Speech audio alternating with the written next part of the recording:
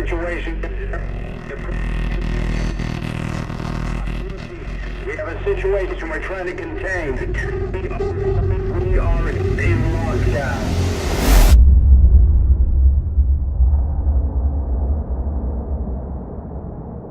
Ridley Scott's original Alien movie presented a really grounded view of the future. This wasn't holograms and touchscreens. It's chunky, analog push-button technology. This is a world of CRT, not LCD. Early in development, our artists studied the work of Ron Cobb, who was one of the original concept artists on the film. And the goal was that if we could understand his process, we would be able to expand on the universe while still remaining faithful to the original source. This lo-fi sci-fi approach doesn't just inform the visuals, it also has a big effect on how we design the gameplay. If you take the motion tracker, for example, it's big and it's heavy, you can't hold it at the same time as a weapon. And all it does is tell you the movement of an object on a 2D plane, and even then, only on a small cone in front of you.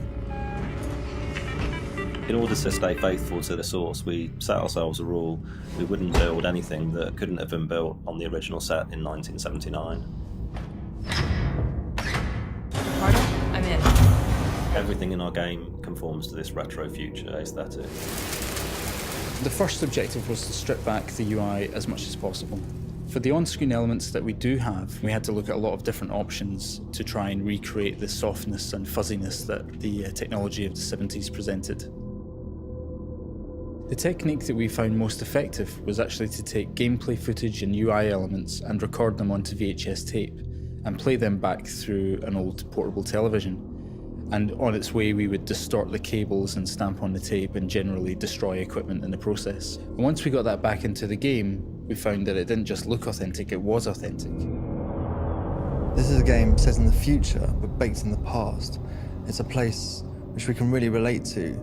It's also a world in which technology won't save you.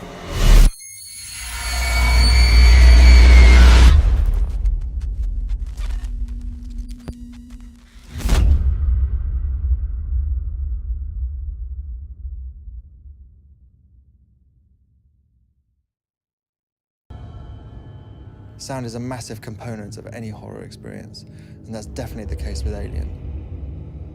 We wanted to be as authentic as possible when it came to recreating the sound of the original music, and so we put together our own orchestra from the best musicians that we knew around London, including some who had actually played on the original recordings with Jerry back in the 1970s.